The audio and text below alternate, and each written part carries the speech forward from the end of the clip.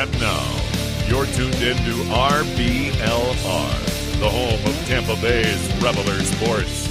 Hello, everyone out there in Tampa Bay and beyond. This is James Knowles coming at you for the RBLR Sports podcast, and I'm here tonight covering the Rowdies. That is what I usually do, alongside Carlos, who is here with me tonight on a Monday. Carlos, how are you doing tonight? The day before we would usually go in any given week. James, I'm doing well. I'd be better if something went a little different this weekend. Wonder what that could mean. Yeah. You know what? The Bucks won their opening game yesterday.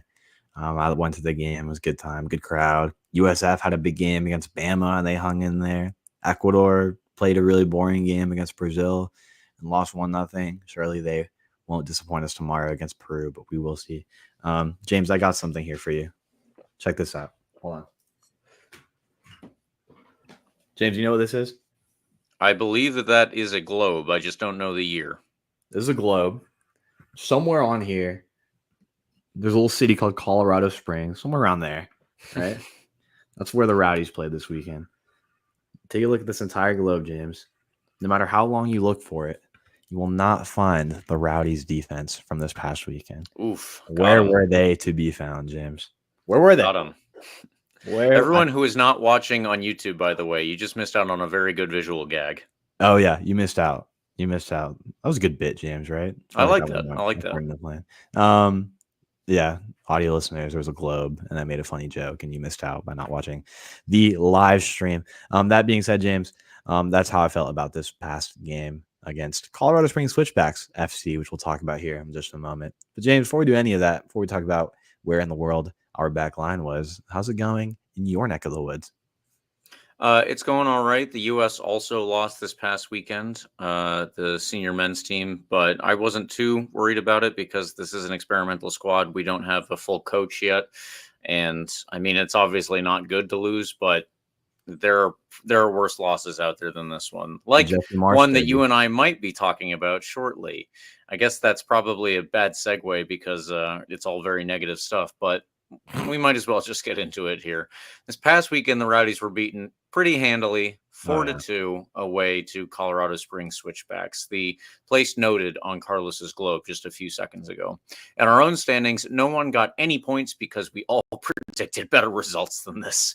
So it stayed the way it was. Carlos leads with 13. Eureka has 11, and I believe I have 9 on my own here. The Rowdies have made some loan moves to follow up Ryan Spalding. Ben Bender has joined the club on loan from Charlotte in MLS. We're going to hit on him a little bit later. Great name. But there is a good little graphic there. We're going to talk about him a little more as we get to the end of this podcast, but we need to do a lot of stuff because we have 2 games to preview tonight.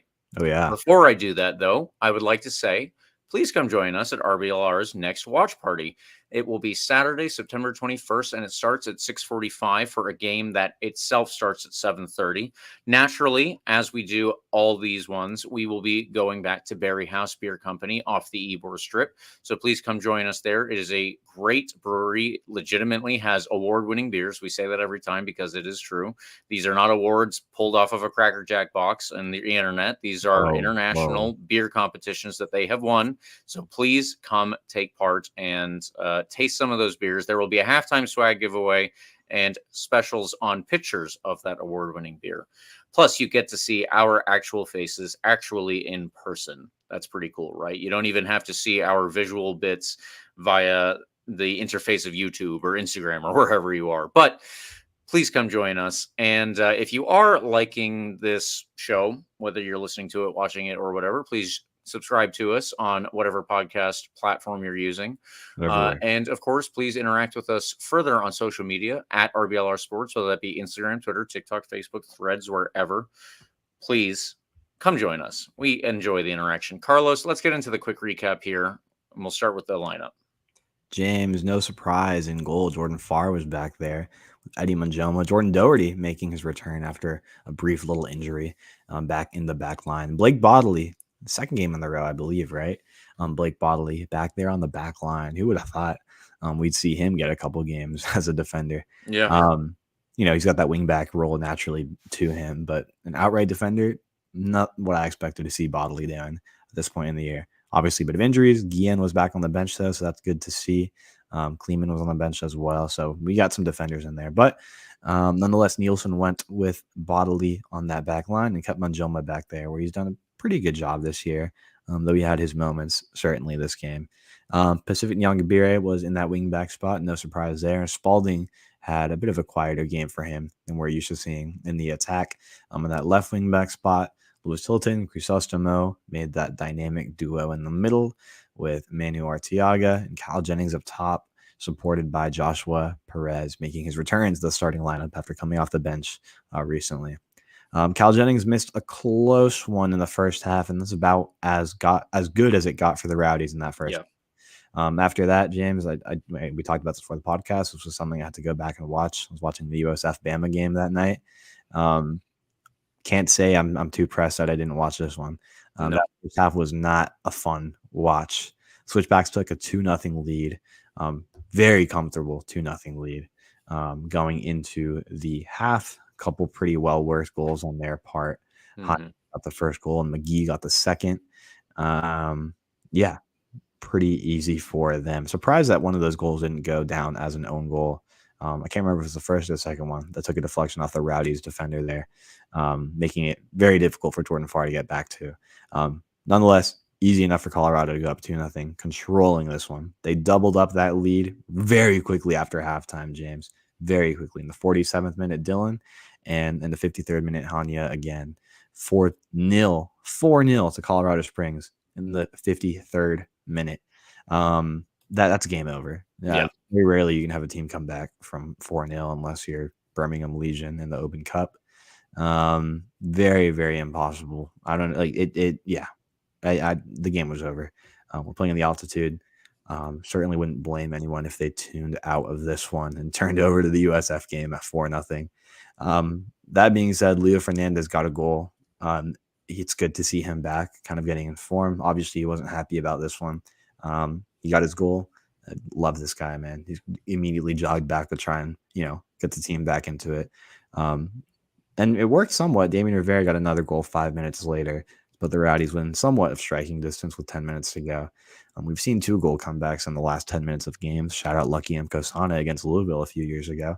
But a 4-goal comeback, not that I've ever seen as a Rowdies fan. Yeah. This was a tough one, James. Game ends 4-2 to Colorado Springs Switchbacks. A decent side that certainly had its mixed bag of results recently. Certainly not a team that I've expected to dominate us the way they did. Maybe I could have expected them to score a bit more goals than I initially predicted. They scored 3 goals against Memphis recently at home. They scored 4 against Tulsa away in the game before us. So maybe I underestimated their attack. By the numbers, they're the 5th best team in the league in goals per match. So underestimated them slightly. I don't apologize for it. I do think we should have won this game. With all due respect to my boy Aiden Rocha on Colorado Springs, a good team, certainly a team we should have beat, James. Frustrating one, and to lose in such a dominating fashion, highly frustrating. We could have come back, but we didn't. Standings update, James, before we jump into breaking this one down. No surprise, Louisville City is still up top in first place after a bit of a tight one against Loudoun United. They won 1-0 last Friday at home.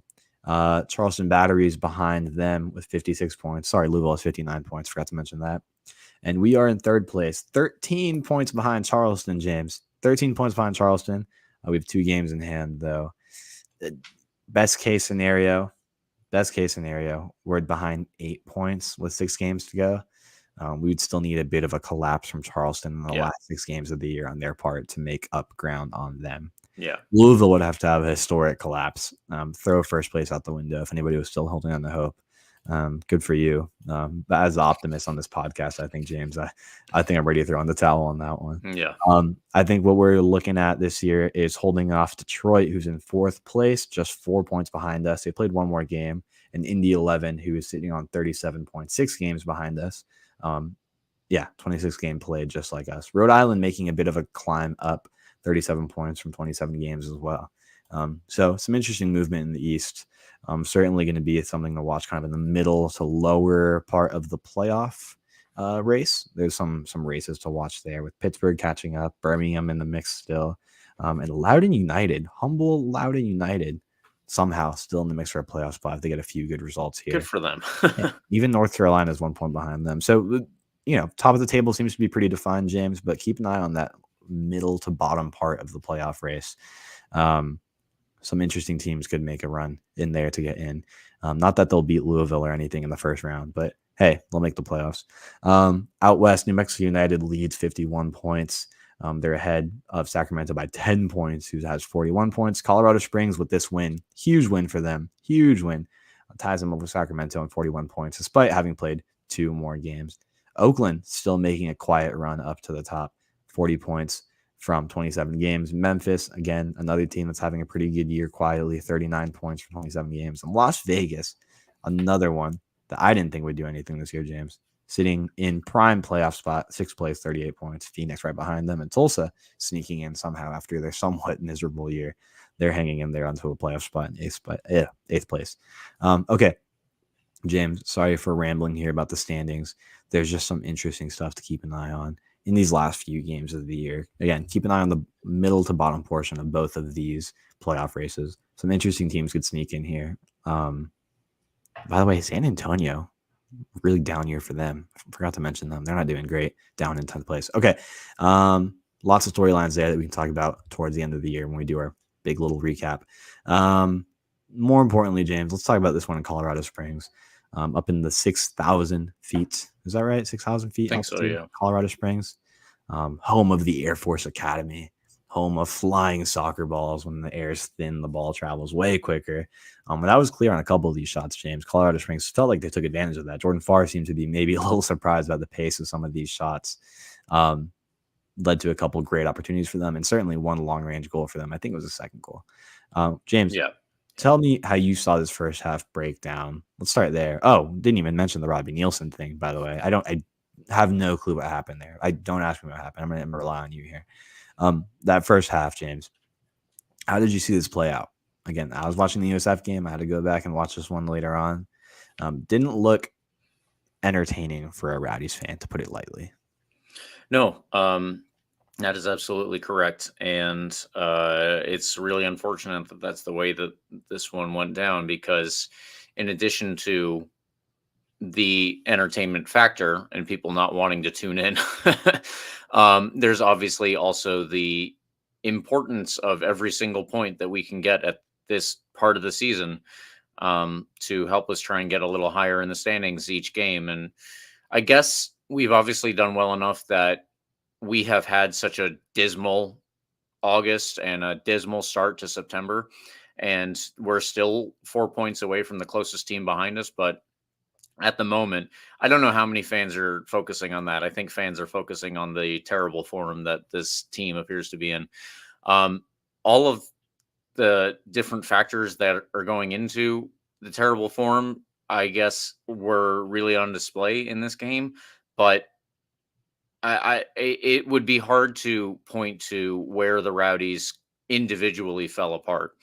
I don't know that the tactical setup was anything horrible. I suppose that we could possibly try to get into that, but I don't know that that's even all that necessary, because in all honesty, it looked to me in this game, the Rowdies held on for a little while, which was surprising because we gave up very good chances, very good shots early on in this game, probably 3 or 4 in the first 15 minutes, where Jordan Farr actually did have some really good saves.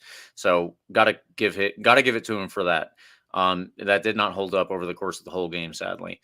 And I don't know, it was just players were losing their individual battles against Colorado Springs players.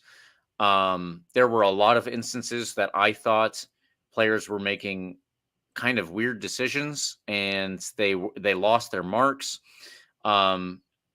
We had already gone 1-0 down when Cal Jennings got what you described as probably our best chance in that game. Also, it should be noted that the chance that Cal Jennings got immediately followed something that was an extremely dangerous situation for Colorado Springs. I don't remember exactly how it got there, but it was like a looping ball to Jordan Doherty, Yeah. who completely miscontrolled it.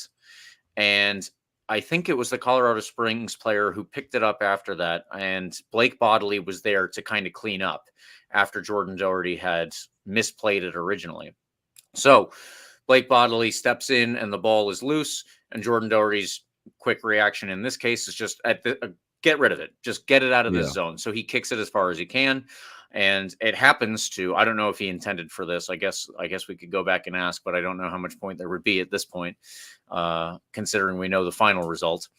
Either way, the clearance from Jordan Doherty goes into the path of Cal Jennings on a long run, and he is able to fend off the person who's right behind him. He can keep the ball in his stride.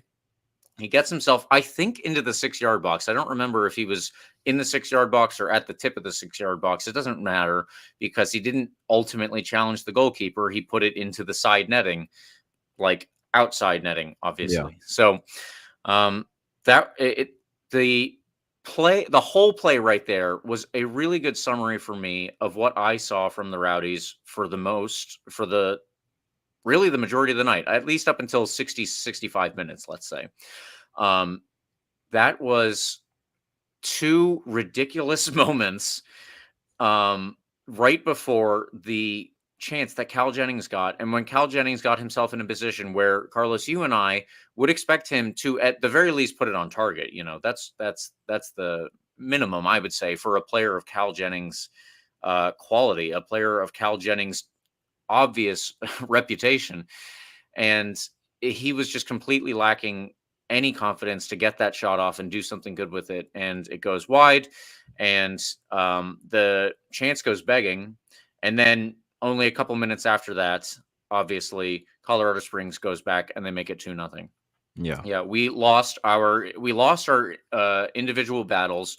The players who had individual marks for the switchbacks, we could not win those looping balls or tackles or any duels there. When we did get into positions that had any type of potential, those broke down due to an obvious lack of communication. You can't tell a lot when it's on the field because you can't hear it, but I think that the lack of communication was something that people who were watching it through their televisions could see, through their computer for me. And I don't know. It was a team that looked like they, as soon as the first goal went in, they were like, well, GG. This is going to be another loss. This is going to be another one that we have to write off. And it's surprised. The only thing that was ultimately surprising was actually that it took that long for Colorado Springs to get their first goal because they had so many chances beforehand. And of course, the real cherry topping on this Sunday was Robbie Nielsen getting sent off at halftime. I didn't see this, just like you, Carlos. I didn't see this. And in the notes from the team afterwards, their email said that he had been sent off after a discussion with the referee at halftime. I'm assuming it was more than a discussion, and I'm assuming that there was something like in between the benches, or maybe going down the tunnel to the locker rooms. I couldn't say. Didn't see it, but no, he was obviously not there for the second half. It was a friendly chat. I think the rest just overreacted. They were just having a I also don't know what there would be to complain about with the refereeing here. I think that the referee made some bad decisions that I could have pointed to, but by the time that those even happened, it was so far gone that there was absolutely no reason to think about anything the referee had done in this game. How weird, right? That's a weird one because it's like, what could have happened? I mean, it's not even like you can expect some things from like players to like into a scrap or something. I don't know. And on the way down to the tunnel on the locker, you're frustrated. I get that. Yeah, you run into a Colorado Springs player who's talking a smack. Like, oh, you're trash, buddy. I don't know, whatever. And the Rowdies players being professional soccer players, and they want to. Their pride, right? You can see something like that happening, right? But coach, like, I don't really know what would happen there. Do you think the other coach is talking smack and he's just like, all right, we're gonna let it loose? And Robbie Nielsen, by the way, the most like kind of like a good leader by all accounts, but like very timid kind of guy, right? Like, kind of quiet on the quieter He's side. He talks like that. It's hard to Um, hear him even in press conferences. yeah, I mean, I can't imagine what he might have said. Um, if you tell me Neil Collins is in there and he's down 2-0, yeah, sure, I'll believe you. He gets sent off or whatever. But Robin Nielsen getting sent off down 2-0, not really much we can complain to about the refs. I'm curious what would have happened down there, but unimportant, really, which is weird. The first half sucked, James. There was no like Eddie Manjoma's had a pretty good year, like pretty decent year. Nothing like off the charts, nothing crazy. Maybe that first game, like when he came in, he was like, "Is this gonna be the guy?" But he settled in nicely. He got cooked this first half. It was awful. Yeah. He was getting worked. Like 5 minutes into the game, I couldn't tell you who it is, but Colorado's left winger, whoever it was, cut in just not even nothing crazy, just a little cut. Eddie Manjoma flying by, cleared That out, goes exactly cleared to out. the thing where players are losing their individual battles, and anytime they have a chance to actually put in a tackle, anytime they have a chance to win a duel, we lost it. And the reason that I say that our communication was obviously not working tonight was because there was so much space in between the lines for players like both of the Colorado Springs wingers, Yeah. Fjellberg on the left and Hanya on the right, to absolutely make us look terrible. And they combined for the first goal. Yeah. Justin Dillon, by the way, right after that first chance that kind of whoever the winger was, Justin Dillon comes in on a decent enough cross, but he's sandwiched between Manjoma and Doherty, and somehow he gets onto the ball as if there was nobody there Yeah. and puts on a really good header. Doherty's slow to react. Again, Doherty's not a player that you expect to have like a, out, not like it was obvious he had a bad game, like Jordan Doherty as well, specifically. The whole Yeah. back line. Like I could point to several moments where individually Blake Bodley, Jordan Doherty, Eddie Manjoma individually had poor games. Like you can point to individual moments where you see like mistakes, one-on-one mistakes, like you were saying. Blake Bodley had the own goal, but like, man, I don't know. Like maybe he could have done a little bit better there, and like instead of kind of just throwing his body in the way and seeing what happens. But Jordan Doherty was slow to the Justin Dillon header that could have easily put them up 1-0 6 minutes into the game. Manjoma was a little slow to that too, but it's not really his guy on that play. Who else? Blake Bodley scores that wacky own goal. Jordan Doherty, in an attempt to clear it, turns the ball right over to Colorado Springs. Luckily, he gets the ball back and feeds that wonder pass to Cal Jennings, though, which was nice to see. But like you said, didn't amount to anything at the end of the day. So yeah, I mean, that's the frustrating part about that first half, James, is like, the way that kind of set it up when I was doing the quick recap, right? The way I set it up made it sound like we had our big chance and then Colorado Springs took over. But like, that's not what happened. You look at the game, it's Colorado Springs had control from quite literally minute one. Jordan Farr had to step up and be huge in minute one. Again, he didn't have the best of games either. Obviously, when you concede 4 goals, it's kind of hard to say the goalie had a great game. Even if it's not all of his fault, obviously. But he had a good, first minute or so to keep us into it. But that's kind of indicative of how well Colorado Springs stepped into this game. Remember I said last week, sometimes we play against some of these teams that are a little lower in the table and they might kind of sit back, try to absorb some pressure against a team that, like the Rowdies, that seem to be kind of the superior team on paper. That was never going to be the case with Colorado Springs, as I said, and certainly wasn't. Like they didn't even play like they came out like knowing that the Rowdies would be the worst team in this game. It's like it looks like how we try to come out against a Loudoun United at home or something. Like we looked like a Loudoun United or like Atlanta United too when they were still in the league. Yeah. Like in terms of how we would come out and play against those teams at home, or at least try to play against those teams at home. Yeah. That's how Colorado Springs looked like. Like they were on fire. They came out trying to establish themselves early, and they did. The Tyreek McGee goal right before halftime was insane. Just a ripper. Jordan Farr starts kind of diving to his left a little preemptively. Doesn't take a deflection or anything by like what I'm looking at, but he kind of just steps to his left. I think maybe thinking that's where it's going. Like rockets right into the middle of the net, top middle, lovely goal. I think he was just kind of caught off guard by the pace of that ball. Yeah. And again, when you're at 6,000 feet, by the way, 6,000 feet of altitude, like the balls travel a lot quicker. I don't know if anybody like has ever played soccer at that altitude. Like it's certainly the case when teams play in Quito in Ecuador, and I've seen it firsthand. Like the ball moves quicker because it's thinner air up there. Obviously, it's not 10,000 feet like in Ecuador, but 6,000 feet adds a bit of a difference to it. These folks obviously know how to play at home, so I think they're going to take advantage of that. And I think that's why you saw them rip a lot of long shots, by the way, in this game. I think they knew someone like Jordan Farr, who plays in, zero altitude St. Pete, Florida, is not going to be as accustomed to the pace on these shots. So you saw a lot of those. I'm not saying like that's specifically why they're ripping those shots. Certainly it looks like they have some talent to do that anyway, like regardless of whether they're playing Colorado Springs or in St. Pete. Nonetheless, I think that's a little bit of a factor too to throw in here. Not that it's like an excuse for letting up 4 goals for anybody, but still, just I think it was interesting to see how many long distance to mid distance shots they were taking. And that was the end of the first half, James. Just domination from Colorado Springs from start to finish. We had that one chance, like we said, but that was it. Nothing else to it. Cal Jennings kind of had another chance towards the end of the half. It's like a half chance. Nothing really there. That's first half. And then Robbie Nielsen got sent off. So, okay. Down to nothing.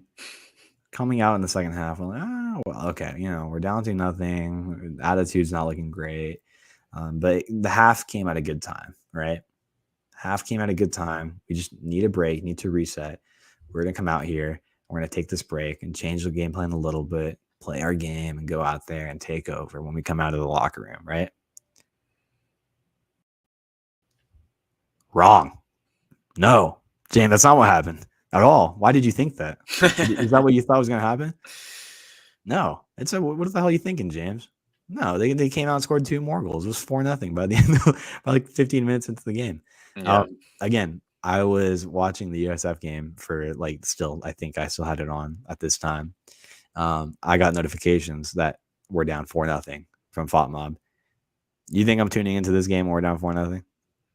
And USF's playing Alabama close? Hell no. What the hell are we doing here? Going back and watching this, James, I don't even know what to tell you about this half. This half just was weird. It was weird. I mean, going down 3-0, 2 minutes into the half, another Justin Dillon goal. Wide open, by the way. Again, what did I say earlier? In the first half, 5 minutes into the game, he had a wide open look between 2 Rowdies players. In this case, it was Eddie Manjoma and who is this? Crisostomo. What the hell? This is my point. I don't know what the positioning is in this one. Like you look at the goals and it's kind of all over the place. Doherty is drifting way out. Bodley is on the wing essentially on this chance. The midfield is nowhere to be found. And by the time Bodley tracks back, Bodley and Doherty are way out on the left side of the box. And out of the back line, it's just Eddie Manjoma in the middle.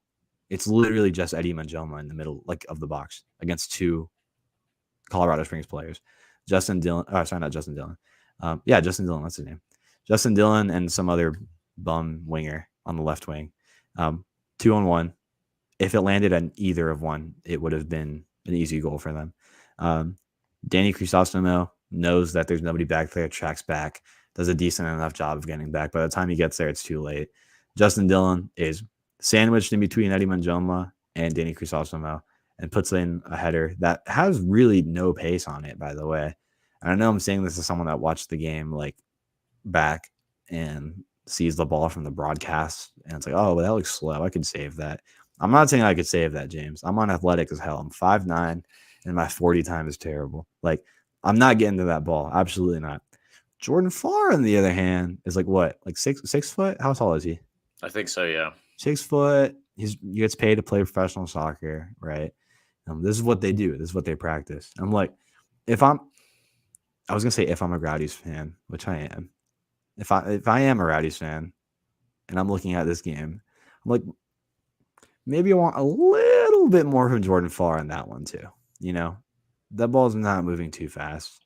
He reacted really late. It kind of looked like one of those memes. Have you seen where the ball's kind of rolling in slowly and they dive really late after it? That's kind of what it looked like. He could have done a little more there. And I hate criticizing goalies because Like, it's really easy to do, and they have the hardest job on the field, and it looks a lot easier to save than it really is. But this is one where I'll give them a bit of, give them a bit of a spotlight here. We need a little more there. Not that it would have mattered because we played terribly the rest of the half anyway until the last Yes. few minutes. Right. But in a closer game, I mean, I just want a little more from there. Okay, James. So now we're down 3-0. What comes next? What do you think happens next? Sadly, I am aware of what happens next, and it did not help us out in getting back into this game Tell us about because, that. What happened? yeah, Because I in my head, I'm thinking we're down 3-0. We're gonna play with a little bit of fire. We're gonna kind of like show some spunk on the field and come back and like do a little something, right? What happened? Tell me what happened. we and did the opposite, I would say, Carlos, and we completely folded as a team. I think that with Robbie Nielsen going off, yeah, you might have expected the team would take a different reaction to that, and they would No come out with a fire. little bit of fire, some Yeah. fire. And no, the fourth goal came it's 6 minutes after the third goal. Is that correct? The fourth goal came in the 53rd minute, 6 minutes after the 47th minute goal. That's how math works. Yeah. 6 minutes later, we're down 4-0 in the game. If it wasn't over at 3-0, you're changing the channel at 4-0. I'm not sure why you're sticking around and watching on TV. By the way, Eddie Manjoma, man. Are you kidding me? On that fourth goal? You know what I'm talking about here, James? Do you remember seeing this play out? So Yes. whoever who's this guy? 7 for Colorado Springs. I'm not gonna go back and look at the lineup. I don't really care about. I don't care that much about. Oh my god, wait, unless it's Aiden Rocha. I'm sorry, Aiden. Did I say I don't care about you? Not 7. Okay, thank God. Love you, Aiden. Number 7 for Colorado Springs. Takes the ball off Cal Jennings, who just kind of gave up after that. He literally like puts his hands on his knees, like, oh my god. Yeah. You could like see him like the body language, like say, oh my god, basically. It's the body language. Yeah, you could see him get like just give up after he loses that ball and says, okay. 7's dribbling up, throws in a pass to whoever is in the middle there for Colorado Springs. Looks like Pacific Nyongabira closes down a little bit. Eddie Manjoma steps up and takes a ball that was being fed into their left wing. Eddie Manjoma he's in the box, has full possession of the ball. The nearest Colorado Springs player is like a good 8 feet, 10 feet away from him. He just kicks it. He just kind of like, and not even hard, like not even like a clearance, right? He just like taps it generally towards the outside of the field, towards like the out to the wing area. But the problem with that, James, when Colorado Springs, when your opponent is attacking, right? Usually they're gonna have a guy over there, right? Like there's someone over there, and I don't know if he didn't see him or if he didn't care, but he passed it right to whoever Colorado Springs' number 8 is. I'm looking back at the highlights right now. That's why I don't have like the names on me. Colorado Springs number 8, literally. I'm not lying when I say this. I'm not exaggerating. Like I'm looking back at the highlights right now. And you can look back again too. I'm looking at the 4th minute of the Colorado Springs Switchbacks FC versus Tampa Bay Rowdies 9/7/24 USL on YouTube. Right. I'm looking at this right now. Ball comes in. Okay. Eddie Manjoma steps into it, gets the ball. Actually, first touch, just taps it out. Whoever this kid is, number 8, does not move. Stands there. He stands there because the ball came to him. Jonas Fjellberg. That's right. Jonas Fjellberg is standing there, does the thing. It's like he's warming up for a game, just like steps on the ball with his right foot, and then just casual. It's the casualest like whip into the box you'll ever seen. Boop, steps into it like it's warm-ups. It's insane. Nobody was around him. It looked like he was surprised to get the ball. Yeah, right. Whips in the ball, a great ball, by the way, but a warm-up ball. Like it looks like warm-ups. And Yosuke Hanya gets maybe his 3rd goal of the night, if you count that own goal from earlier. Maybe a hat trick, according to Fat Mob, like kind of, but whatever. Doesn't matter. 4-0 Colorado Springs. 53 minutes into the game, James. That's like what? 1 goal every like 12 minutes ish for Colorado Springs? Something like that. 13 minutes? I'm bad at math. I got like a C in pre-calc in high school. We won't talk about that. Shout out Miss Martin. That's all I want. I just wanted to rant about that for a minute, Jim. I'm sorry for taking a minute on this 4th goal. But like Eddie Manjoma is not a bad soccer player, but this was bad. Like he's just like you could tell we had given up because he's not usually doing that. He's not just giving the ball away like that so carelessly. I kind of being pre-calc, by the way. I kind of exaggerated. It wasn't that bad. But Eddie Manjoma, like, just gives him the ball. I've never seen, like, okay, granted, we've only had him for, like, this season. It's not, like, never, ever. Like, he hasn't made a mistake that obvious to me this year. This was certainly his worst game of the year. Yeah. And that sucks. That being said, overall, like, recap of the second half for me, James. Honestly, I don't really care about our 2 goals. I love that Leo Fernandez scored, really. I mean, that's really good to see him coming back and, like, being a great option off the bench. Still kind of coming back from injury. But damn, like, no fire until we make those subs, like that line change. Really, the first 60 minutes or so, just nothing, like really nothing. And if we're not playing for second or first place anymore, which we're really not, at least go out there and show some pride, like play with a little bit of fire. We have a game on Wednesday away in Birmingham, a game at home on Saturday against Pittsburgh. Mm-hmm. People are going to pay to go to this game, right? Make it fun to watch. Go out and win. Like, even if we're not playing for first or second place anymore, we're still holding off for third place. So obviously we need the points. But at least if nothing else, if these were all just 9 or 8 exhibition games left, people want to be entertained. They want to see their team, show some heart. And I think that's kind of what we need in these last few games. Just a little bit of fire, a little bit of momentum going into the playoffs because we're not catching up to first or second place.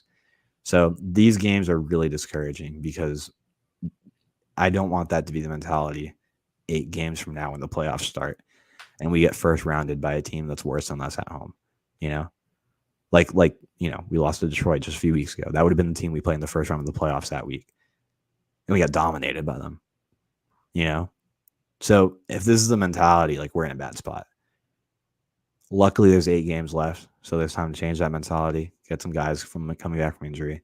But that's looking a little bit too far ahead in the future, James. That's my summary. I don't even want to say anything else about this game, really. If you want to talk about the Rowdies' 2 goals, feel free.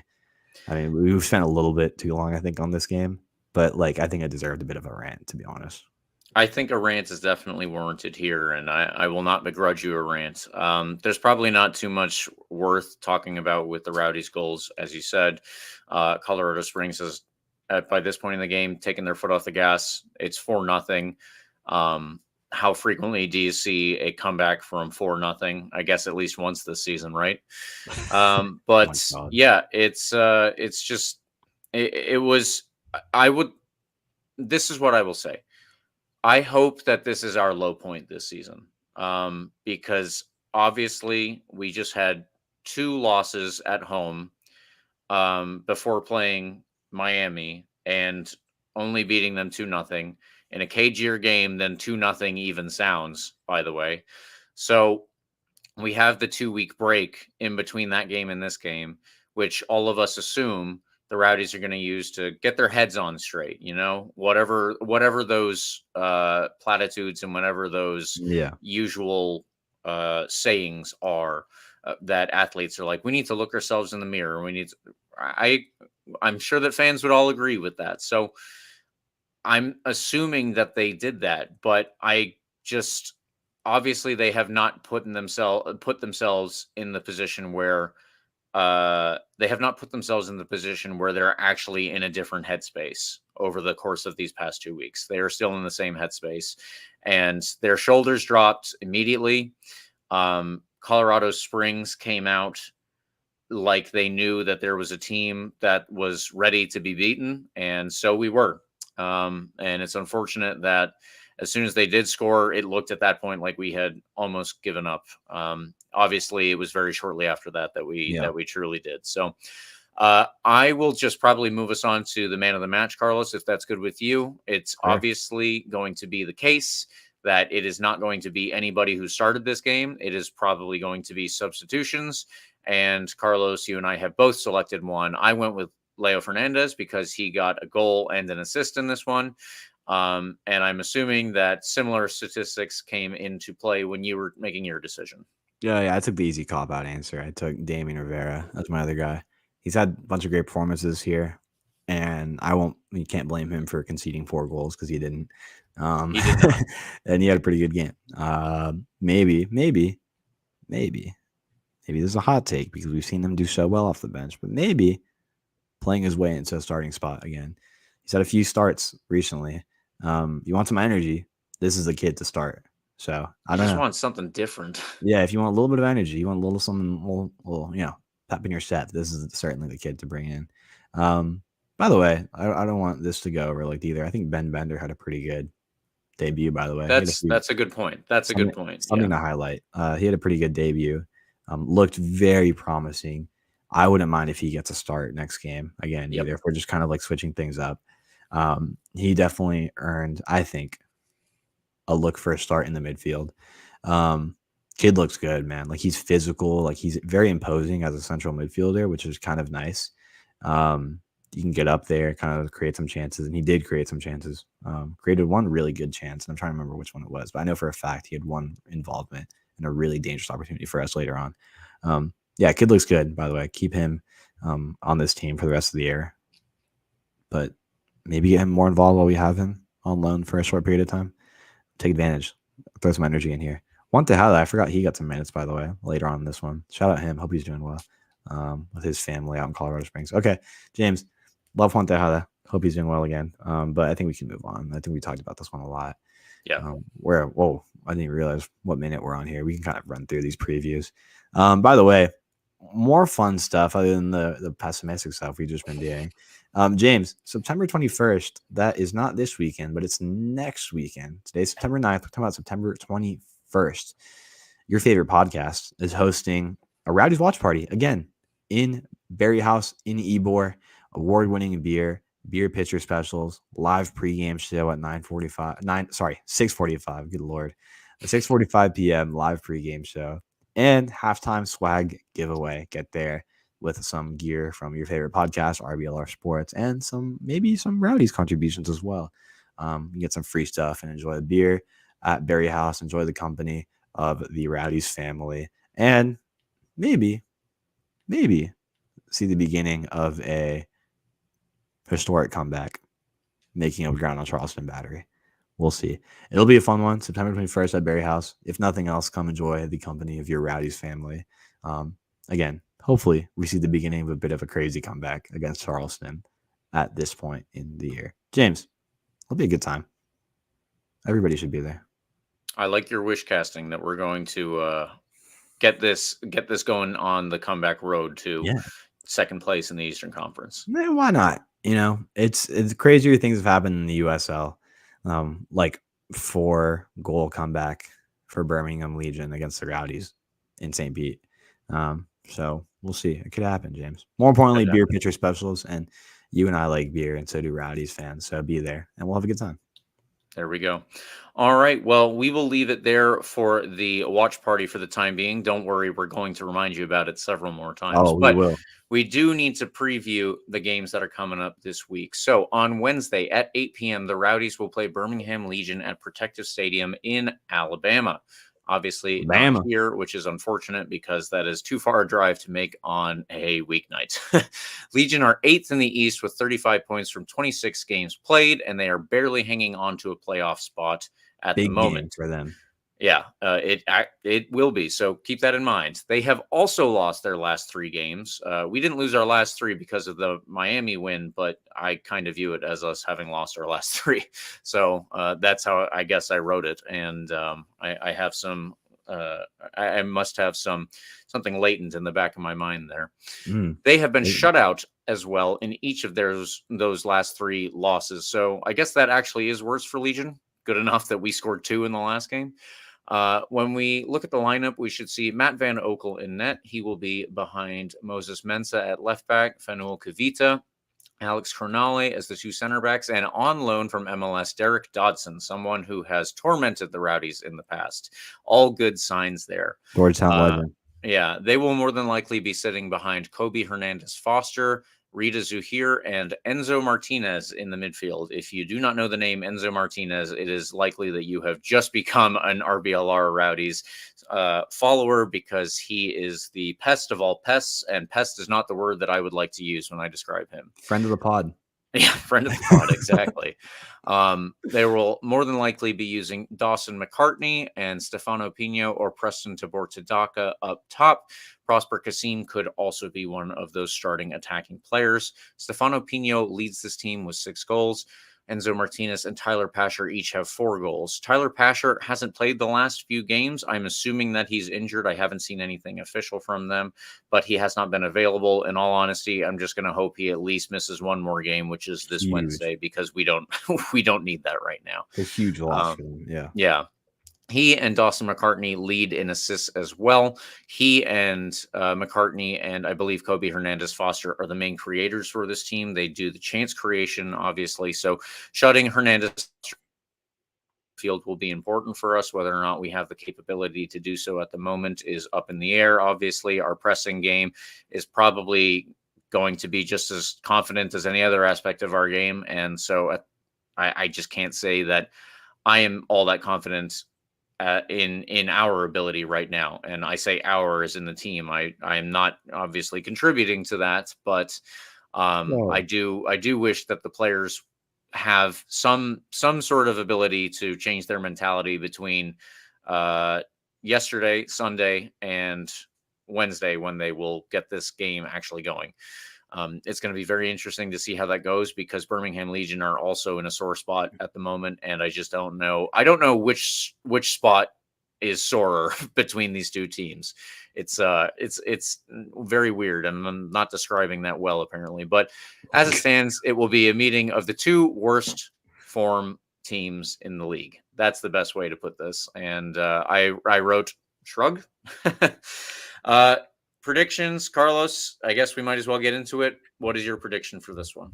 By the way, I know most people, if you're listening to this podcast, you probably know who Enzo Fernandez is. Enzo Martinez. Sorry, not Enzo Fernandez. I hope we're not playing him. This guy's been terrorizing this team for so long. Look at this. Look at this face. I mean, I've seen this guy in my nightmares, I swear. Whatever. We're gonna win 2-0 though. All that being said, it's gonna be pretty casual. It's me dominating. No, I'm joking. It'll be a tight one. Birmingham Legion has a lot to play for, like we said. They're in 8th place. They're barely hanging on despite kind of a pretty bad run of form. It's a huge game for them, and they're going to come out with fire. Certainly not a team that'll sit back. Again, definitely not a team that'll do that. They need to impose themselves. They need a good result in this one. And they love playing us. And they love playing the Rowdies in Protective. What is it? Protective Stadium, home of the UAB Blazers, by the way. Cool little stadium for college football. Not for Birmingham Legion attendance. Cavernous. Yeah, cavernous. That being said, hope they get a good stadium going soon. Derek Dodson is insane as a player, by the way. I keep an eye on him. He's actually disgusting. Like, he was nasty at Georgetown, continued that into his professional career. Didn't know he actually is currently on contract for Minnesota United. He's technically on loan to Birmingham. I had no clue. Really funny to me that he transitioned really effectively to a right back. He was a striker in college, if anybody cares about college soccer. He was very good at it. One of the best in the entire country when he made that championship run with Georgetown to the first natty for the soccer team, by the way. There you go. Only the 3rd national championship for Georgetown in all of sports. This guy's good, and he's a really good right back and an insane forward. I don't know how he made that transition so easily. So this team's full of talent, James. Tyler Pasher is a big loss for them, so I think that'll contribute as well. That's probably part of the reason they're struggling in the last few games, not creating any opportunities. Maybe Enzo Martinez is a pest, but I think we'll be all right. We'll win 2-0 because we have to. I don't know. We don't have to. Birmingham has to win, but I think we'll show a little bit of fire in this one. Birmingham is not great right now. They're just not a good team, and despite the talent they have, we should win. Yeah, comfortably. Should is the operative word there, and it is doing a lot of lifting. But Carlos, with your 2-0 prediction, you have joined Eureka in predicting a win. His was a 1-0 scoreline. I am ever the downer and going with a 2-2 draw in this game, which, in my opinion, is more realistic. But it realism doesn't matter right now because You're a we hater. have no idea how to predict how either of these teams is going to go. It should also be noted very quickly that Matthew Corcoran, one of their young up-and-coming stars, has just returned from a long-term injury. I believe it was an Achilles injury. I don't remember offhand. Either way, he is available now, and we could possibly see him starting as well. So that is all out of the way. Carlos, I will turn it over to you for the next preview for the Saturday game. Yeah, I think, by the way, this one actually, like, spoiler alert, I'm going to predict a win for this one too. This one, like we really need to get a W on this one at home against a struggling Pittsburgh Riverhounds team. Saturday night, Al Lang Stadium, 7:30 p.m.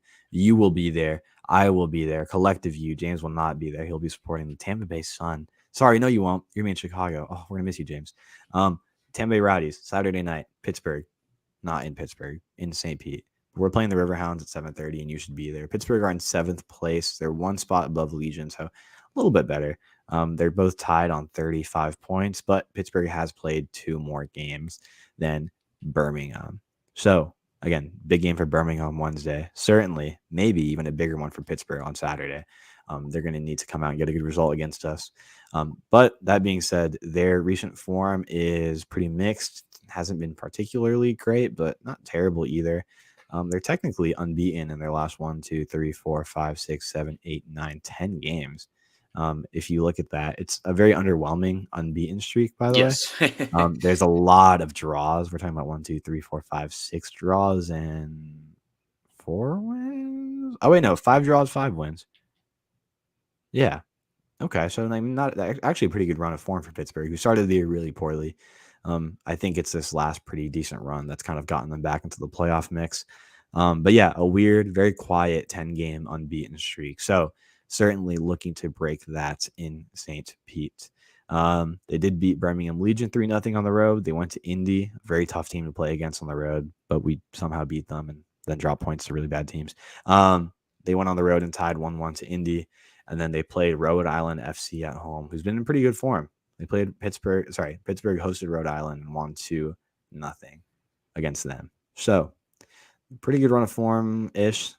They love playing a 5-3-2, which can kind of turn into a 3-5-2, as we know with the Rowdies, with Eric Dick in net. Yep, that's his name, Eric Dick. Danny Rovira, Abdul Asumanu, Sean Suber, Patrick Hogan, Luke Biasi, and Junior Etu should be the guys that kind of work into the back line. Junior Etu, by the way, you might remember him, former Rowdy. Etu was just away, by the way, with the Congolese national team. Didn't know that. Thanks for that note, James. That's a pretty fun tidbit there. Good for him. I really liked him when he was on this Rowdy squad. But he's really turned into more of a serious role player for the teams he's played with after us. He was kind of like a kind of fringe, decent midfielder for us. Very, very solid contributor for the teams he's been with since. Jackson Walty, Danny Griffin, Robert Mertz are going to be in the midfield, and they'll sit behind Edward Kizza and new low knee, James, that you'll mention here, Burton Jackson. Tell me if you know anything about him. He comes from Real Salt Lake in MLS. Edward Kizza has 7 goals. Griffin has 4 this year. And then Bradley Sample and Langston Blackstock have 3 assists each. Some decent chance creators in Griffin and Mertz. Again, they're definitely in a down year by Pittsburgh Riverhounds terminology, or Pittsburgh Riverhounds standards. Bob Lilly never really has a team that's kind of like this mediocre. But the thing about Bob Lilly, James, that you and I both know because we've seen him do it year after year, somehow he randomly managed to make a mediocre team very good for a portion of the year. Yeah. And sometimes in the playoffs. So you never know. Keep an eye on them. If they sneak into the playoffs, they can cause some damage. Even if they have to go to Louisville in that first game, certainly keep an eye on them. And certainly can cause some problems for us at home, but I don't think that'll be the case. James, what do you think is going to play out in this one with a pretty strong 5-man back line? I think they're going to play pretty defensively is my prediction, despite needing a pretty good result. I think they would be okay settling for a draw if they have to. How do you think this one's going to play out? I think you're generally right about that. I would definitely point to the way that Bob Lilly pretty much always lines up his teams. They're going to be extremely strong defensively, and they're going to have the ability to keep the Rowdies out. I don't know if it's going to be the whole game, but they are definitely going to try to keep us out of net, and then when they can, break with good counter chances. And that's probably where we're going to see the likes of Robbie Mertz and Danny Griffin with their ability to create and then find players like Edward Kiza and that new loanee you mentioned, Burton Jacqueson. He is one of the revelations of the University of Pittsburgh Panthers men's soccer team. They have had a real kind of revolution in terms of at least college soccer. And he was one of their very best players recently. So he left college a little bit early, signed a Generation Adidas contract. It hasn't quite worked out at the MLS level. So he joins Pittsburgh Riverhounds on loan. I guess he's actually pretty used to the area then. It should also be noted that Jacqueson has played one game for Pittsburgh and he has scored one goal for Pittsburgh. So he will be an important player to keep an eye on because he is very strong as a player. And I think that he has potential in the future as well. It does take however much time to go from a college level to competing at MLS. So if he can do well in the USL along the way, then RSL will be happy. And hopefully this is not one of the games that contributes to that, but won't be. Yeah, he is going to be somebody that we need to keep a very good eye on. He can play in multiple different positions. He has some versatility across the top, but it's really his ability to just pop up in different positions and kind of carry the team on his own. He did that for Pittsburgh, for the University Pittsburgh. So we'll see how he does it for the professional team Pittsburgh now coming up. Yeah, and Junior Etu should be back with the team. He has actually been playing as the kind of left wing back opposite Danny Rivera as the right wing back. And I don't know. It's going to be, this is another one where they have, as you said, they are on this weird unbeaten run. We are obviously struggling for every single play, every single point that we can get at the moment. So it's going to be difficult, but I feel if we can get a good result versus Birmingham, because there is a rivalry there, even if we don't play as well as we want, I think that they will feel when they go out there like, okay, we have to show up, because otherwise Enzo is going to make us look like a bunch of words that I won't use here. And that should be enough motivation by itself. Exactly. Can't let that guy get one on us. You kidding me? So if we get the fire back, maybe we'll have a good game in Birmingham. If we have a good game in Birmingham, maybe we'll have some confidence. We show up back home at Al Lang Stadium and we can possibly win this game against the Riverhounds. You know what the crazy thing is? Who was it we talked to? We talked to someone from Birmingham who said like Enzo Martinez is actually one of the nicest players like on the squad. Just a really good guy. I think Taylor Hodges said that doing the all around, podcast. All around a really good guy, like nice guy. And I don't care. Like that, I need a villain, and this is my villain. So to me, this is the worst man in history, Enzo Martinez. And I hope we destroy this team 5-0 in Birmingham. Protective Stadium, home of the University of Alabama Birmingham Blazers, and also Birmingham Legion. By the way, UAB football doesn't get much attendance either, so I'm not crapping on Birmingham Legion at all. They actually get pretty good numbers, to be clear. Just big football stadium. Yeah. So all right, we win both games anyway. Easy. What's your score line though? Oh shoot, I forgot I didn't say that. I actually didn't think about this. I just said we're gonna win. You know what? We're also gonna win this one 2-0. Okay. Yeah. 2-0. Yeah. You and Eureka have chosen a 2-0 scoreline for the game against Pittsburgh. I am being ever the optimist in this one and choosing a 2-1 scoreline. Although I guess that is still more pessimistic than you guys. So holy crap. Staying on brand. Go, James. Let's go. That's huge for you. That's huge. If I can manifest it by putting it out there, maybe that's what I'm hoping for here. So, yeah, like if James is predicting a W too, then this is should be a good day. Or we're all wrong and it's a terrible day, but we'll see when we get there. That has also happened, but we're not going to mention that at the moment. Yeah. So let's get into our extra time segment now that we've done our predictions for both of these games. First of all, Ben Bender comes in, just as we had mentioned. He is formerly of the University of Maryland, another player, actually just like Jack Kaysen that I was talking about. He was doing so well at the college level that he left early, signed a Generation Adidas contract, joined MLS. He went to Charlotte. I believe this is his second year with Charlotte, and unfortunately, he hasn't kicked on into a starting role.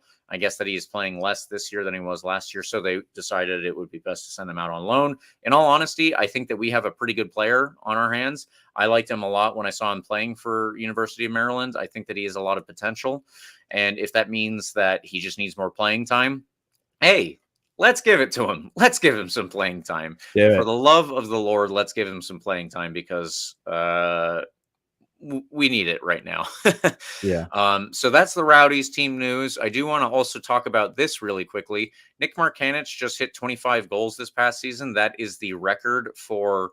He ties the record, I should say, for most goals in a single USL season. He tied that with Haji Berry and another player that I'm forgetting. Haji Berry made the move after his 25-goal season to a top-flight team in Egypt, and it seems that Nick Markanich will be moving to a new team as well. He will not be moving to a top-flight team, and he will not be moving to Egypt, but Sede Castellón of the Spanish Second Division has signed him for a new contract in January. So good for him. Obviously, he is having a historic season. Carlos, you and I haven't talked about this much because, we don't want to talk about Charleston and unless we have to, which I guess we will next week. But Nick Markanich is having a literally historic season. If he scores one more goal, the record will be his. And at this point, I think they have at least 6-7 games left. You wouldn't bet against him. So good enough for him, and good luck to him when he gets to Spain. Not right now. Do not care about that right now. Not at all. By the way, I kind of forgot Ben Bender played at UMD at Maryland. Thinking back, I don't remember him my sophomore year, but we played against what would have been his last year at UMD, my sophomore year. Good player, but he couldn't beat the number 1 ranked that year, Georgetown Hoyas, a team that had, by the way, Aiden Rocha, Columbus Crew goalie for like second half yesterday or a couple days ago, Sean Zawatsky. What the hell happened? Oh my God. Sean Zawatsky was on that team. LAFC prospect Kenny Nielsen, Stefan Stojanovic, Tulsa forward. Who else is on this team? Current Aberdeen midfielder Dante Polvara, Chris Hagart, who's in the USL team, which I'm forgetting right now. I said Aiden Rocha. Kieran Sargent. Where's Kieran Sargent? I know he was with Houston. Is he still at Georgetown? Kieran Sargent left to play pro this year. And I know he was with Houston Dynamo. I don't know where he is now. Joe Buck is still at Georgetown, but he's going pro. Man, that team was good. I just got sidetracked for a second. I was like, holy crap, that Georgetown team was stacked with like pros. Guys are pros. Marlon Tabora is on that team. He's going to go pro next year, almost certainly. Guy's a great kid. I've been telling him, get in touch with the Rowdies. And he says, tell their front office. And I'm telling him, guy's good, man. Kieran Sargent is listed as still being with Houston. Look at that. Yeah, Ben Bender was kind of outmatched in that one. I'm not gonna lie. He had a lot of great talent against him. Giannis Nicopolidis is he's playing in Greece, I think, right? Back in Greece. Whatever. Doesn't matter. Keep an eye on Georgetown. They're always producing fun players that go all around the world. James, last bit here on the extra time segment before I keep ranting about Georgetown soccer, who is going to have a good year again this year. The U.S. men's national team, they lost this weekend, like we said. Ecuador lost, but both play on Tuesday night. Ecuador against Peru tomorrow. If you listen to this live, 5 p.m. Eastern Standard Time. If we don't beat Peru at home, I just, oh man, I don't know. Who's the U.S. play, James? We will be playing New Mexico. The U.S. will be playing New Zealand tomorrow night. Scotland already played their game on Sunday, and that did not go so well. But James, before we move on, San Marino won their first competitive game in like 25 years, by the way, the other day. I felt like that had to be mentioned. I was thinking about the international break. I watched that live, like the last half of that, while I was at work. I just had to pull it up when I saw they scored. That was so hype. I'm sorry. I just have to mention that before we move on. Good for San Marino.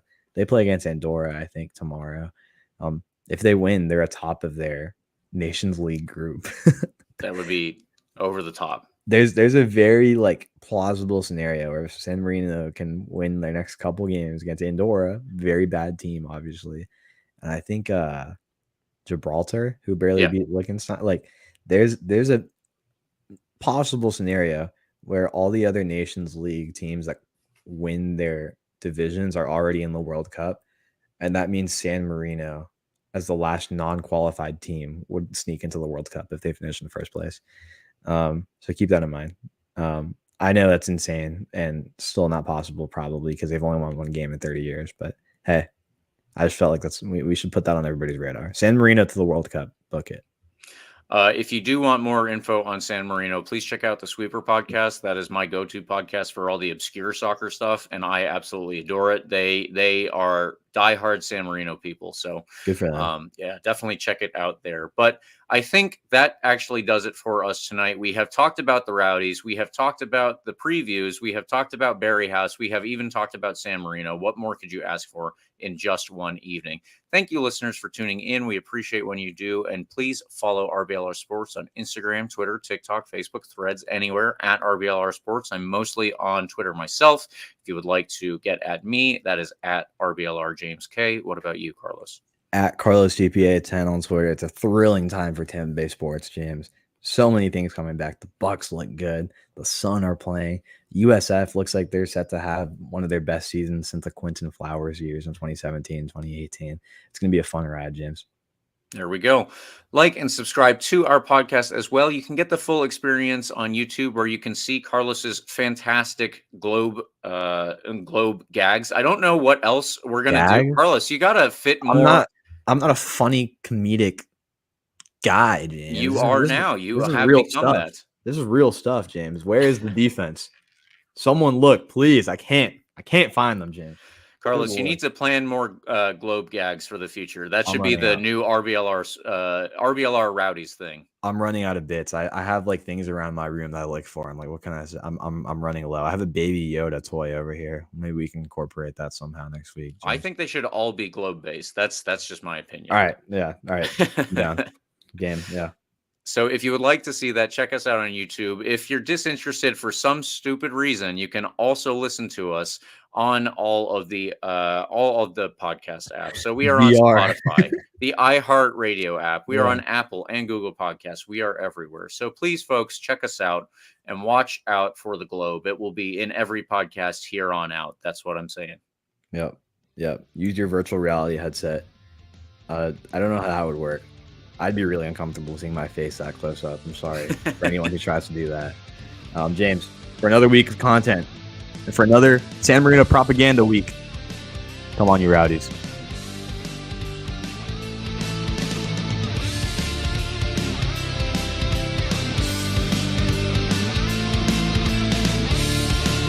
Thank you for tuning into this presentation by RBLR Sports. On your way out of the stadium, please remember to like and subscribe.